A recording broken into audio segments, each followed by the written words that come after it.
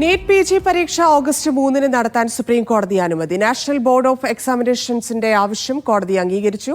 പരീക്ഷാ തീയതി നീട്ടിവെക്കുന്നതിൽ അതൃപ്തിയുണ്ടെങ്കിലും NBEയുടെ ആവശ്യം അംഗീകരിക്കുന്നുവെന്ന് കോടതി പറഞ്ഞു. ഇനിയും തീയതി നീട്ടി ചോദിക്കരുതെന്നും കോടതി വ്യക്തമാക്കി. PR അരവിന്ദ് ചേരുന്നു. അരവിന്ദ്, എന്നാണ് പരീക്ഷ നടത്തുന്നത്?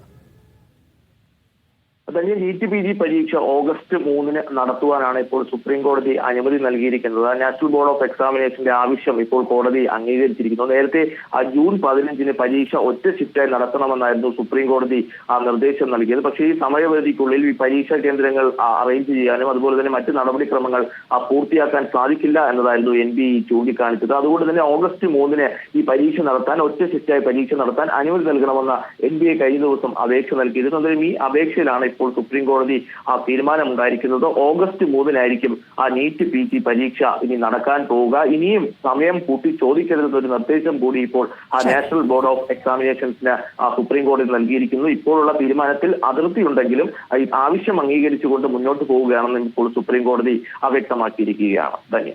ശരി അരവിന്ദ്.